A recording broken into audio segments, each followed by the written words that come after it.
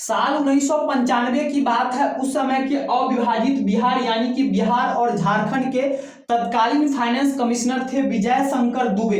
इनको 1995 में पता चलता है कि बिहार और झारखंड में बहुत बड़े स्तर पर सरकारी पैसे का दुरुपयोग किया जा रहा है, जिसके बाद विजय शंकर दुबे उस समय के बिहार के अलग अलग जिलों के डीएम को लेटर लिखते हैं कि आप अपने यहाँ के सरकारी खजानों की जांच करो कि पैसे का निकासी कहाँ किया जा रहा है। जिसके बाद उस समय झारखंड में एक जगह है चाईबासा के उस समय के तत्कालीन डीएम थे अमित खरे को पता लगता है कि चाईबासा के पशुपालन विभाग से बहुत बड़े स्तर पर सरकारी खजाने का दुरुपयोग किया जा रहा है। पशुपालन विभाग खोला जाता है कि अलग अलग जिलों में पशुओं की स्थिति में सुधार लाने के लिए, यानी यदि किसी पशु को कोई बीमारी हो गया है, चारा खरीदना है या पशु कहीं से खरीदना है, इसीलिए पशुपालन विभाग बनाया जाता है जिसमें सरकारी फंड को रखा जाता है। तो यही अमित खरे को पता लगता है कि चाईबासा के पशुपालन विभाग में बहुत बड़े स्तर पर सरकारी खजाने का दुरुपयोग किया जा रहा है। अमित खरे को पता लगता है कि चाईबासा के पशुपालन विभाग से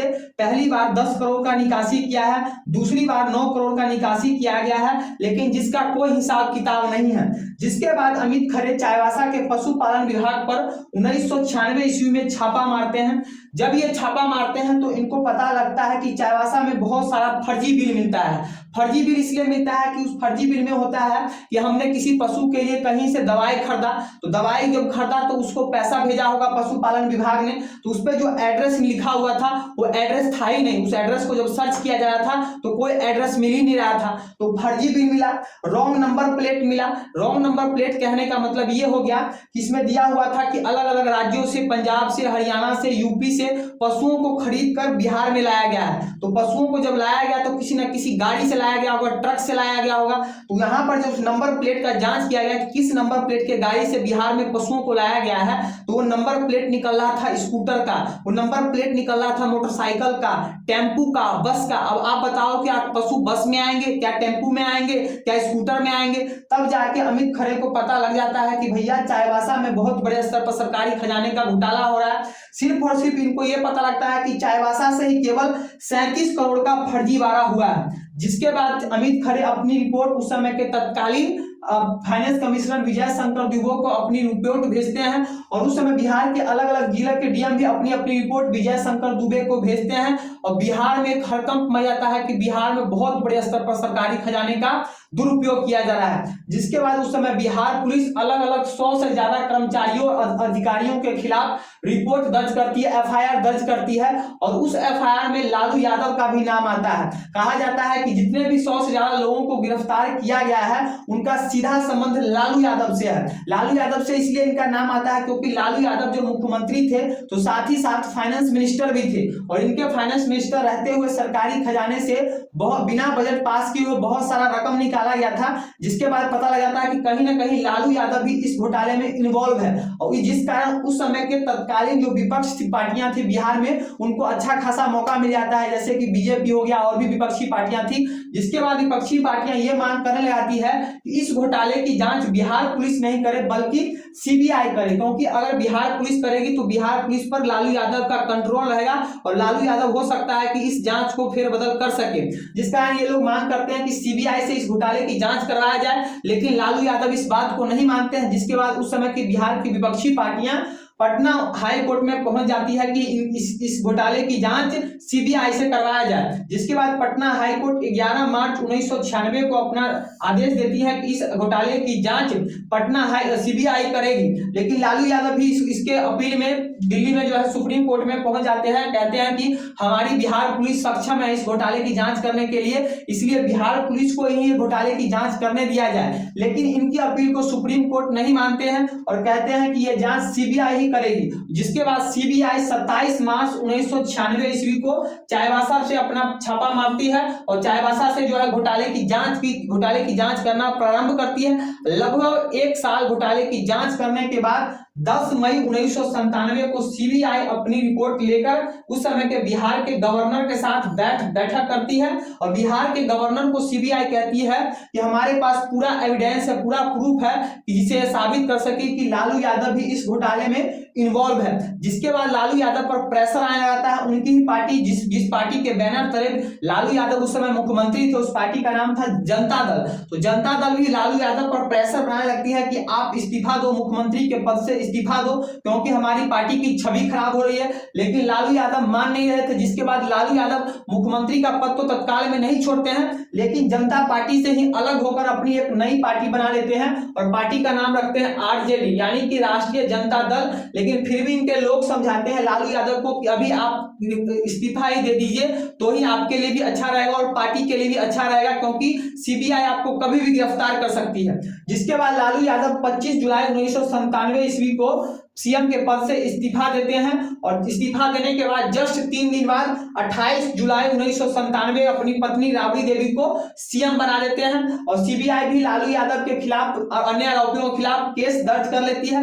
लालू यादव को पता लग जाता है कि जो है सीबीआई इनको कभी भी गिरफ्तार कर सकती है, इसलिए लालू यादव 29 जुलाई 1997 ईस्वी को अग्रिम जमानत के लिए सुप्रीम कोर्ट पहुंच जाती है कि भैया पहले से हम जमानत ले ले, क्योंकि सीबीआई इनको कभी भी गिरफ्तार कर सकती है। लेकिन सुप्रीम कोर्ट इनके अग्रिम जमानत को, लालू यादव की अग्रिम जमानत को इनकार कर देती है कि हम आपको अग्रिम जमानत नहीं दे सकते हैं। जिसके बाद 30 जुलाई 1997 ईस्वी को सीबीआई लालू यादव को उनके आवास यानी पटना से गिरफ्तार कर लेती है और कोर्ट में पेशी होने के बाद लालू यादव को बेऊर जेल में भेज दिया जाता है और लगभग 135 दिन तक लालू यादव पटना के बेऊर जेल में रहते हैं और 12 दिसंबर 1997 ईस्वी को 135 दिन बेऊर जेल में रहने के बाद रिहा होते हैं। जिसके बाद फिर से चारा घोटाला के दूसरे मामले में, क्योंकि चारा घोटाला सिर्फ बिहार के एक ही जिला में नहीं हुआ था, चाईबासा में ही नहीं हुआ था, अलग अलग जिला के अलग अलग पशुपालन विभाग से घोटाला हुआ था। जिसके बाद चारा घोटाला के दूसरे मामले में 12 अक्टूबर 1998 ईस्वी को लालू यादव को गिरफ्तार किया जाता है, फिर से इनको बेऊर जेल भेजा जाता है। फिर आगे चल के चारा घोटाला के तीसरे मामले में 28 नवंबर 2000 ईस्वी को लालू यादव को गिरफ्तार किया जाता है। लेकिन इस समय लालू यादव 28 नवंबर 2000 ईस्वी को मात्र एक दिन के लिए, सबसे कम समय के जेल में रहते हैं और जेल से बाहर आ जाते हैं।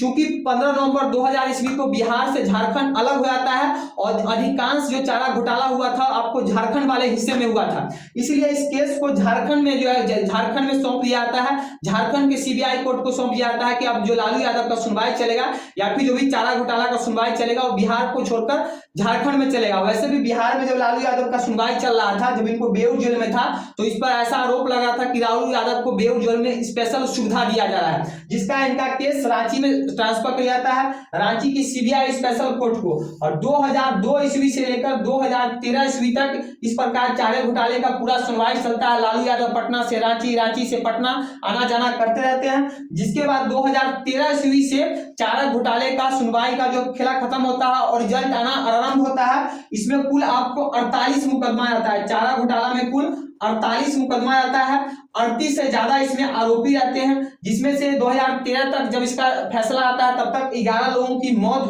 होती है, यानी 11 आरोपी मर चुके होते हैं। 3 जो आरोपी थे वो सीबीआई के गवाह बन चुके होते हैं। फाइनली 30 सितंबर 2013 ईस्वी को लालू यादव के खिलाफ सीबीआई अपनी रिपोर्ट पेश करती है और लालू यादव को 5 साल की सजा सुनाई जाती है, 5 साल की। जिसके बाद लालू यादव को भी और भी अन्य मामलों चारा घोटाला में सजा सुनती है।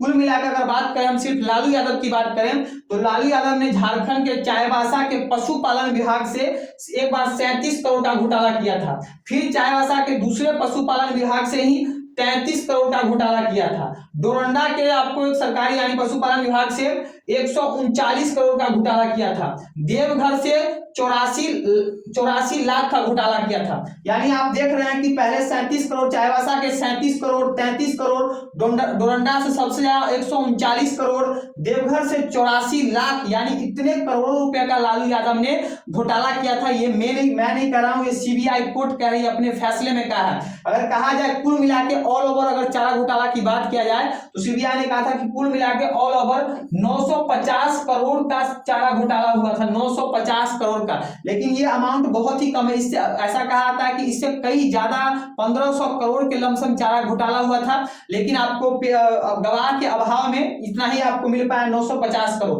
अब बताइए कि उस समय जब इतना घोटाला हुआ था, 950 करोड़ का घोटाला हुआ था बिहार में, पशुओं का चारा खा गया, उस समय बिहार में पशु तरफ के मर रहे थे। पशुओं का स्थिति बद से बदतर हो चुका था। पशुओं को दवाई नहीं मिलने के कारण, उनको चारा नहीं मिलने के कारण पशु बिहार में मर रहे थे। और यहाँ हमारे बिहार के नेता लालू यादव से नेता जो है चारा घोटाला कर रहे थे। अब यही वीडियो जो बिहार के अलग अलग यादव भाई सब देखेंगे तो उनको मिर्ची लग जाएगा। इससे पहले भी मैंने वीडियो बनाया था तो उनको मिर्ची लग गया, बहुत गलत गलत उन्होंने कमेंट किया, लेकिन उससे मुझे कोई फर्क नहीं पड़ने वाला है। अगर आप लोग आंख पर पट्टी बांधकर किसी को भी कुछ मान लेते हो, अपने बाप को छोड़कर किसी दूसरे को अगर बाप मानना पसंद करते हैं तो उसका कुछ कहना ही नहीं। जब पूरा रिपोर्ट के साथ, जब मैं साक्ष्य के साथ बोलता हूं, फिर भी ये लोग यादव लोग, यहाँ के कुछ यादव भाई लोग, सभी यादव नहीं, कुछ यादव लोग इसको देखेंगे, अभद्र कमेंट करेंगे। भैया ये मैं नहीं कह रहा हूं, ये आपको सीबीआई कोर्ट ने कहा है कि आपको जो है इतना घोटाला लालू यादव ने किया है। और आप लोग भी अपनी आंख खोलो कि जो व्यक्ति कह रहा है मैं यादव हूं, मैं आपको यदुवंशी कुल का हूं, उसने जो है अपने गाय माता का चारा खा गया। गाय उस समय बिहार में तरफ के मर रहे थे और ये लोग अपना पेट भरने के लिए, इनको अपना तनख्वाह से पेट नहीं भरा था लाखों रुपया से, तो गाय का चारा खा गए, गाय के दवाई का पैसा खा गए। और आप इन लोगों को भगवान मानते हो कि लालू यादव हमारे भगवान है, इनके बच्चे हमारे भगवान है, हमारा कल्याण ये करेंगे। अगर ये आप रियली में अगर ये आपके भगवान है तो इनको बोलो ना कि भैया किसी दूसरे यादव को भी मौका दे। जरूरी है कि राजा का बेटा ही राजा बनेगा? इनको बोलो कि दूसरे यादव को भी मौका दे। एक पर एक बिहार में यादव है लेकिन ये मौका नहीं देंगे। तो आप लोग अगर गाली देते हो, अगर मैं आ गया अपनी गाली पर देने के लिए तो एक ऐसी की तैसी करके दूंगा, आप मेरा कुछ नहीं उखाड़ पाओगे। इसलिए अगर कमेंट करना है तो सही से कमेंट करो।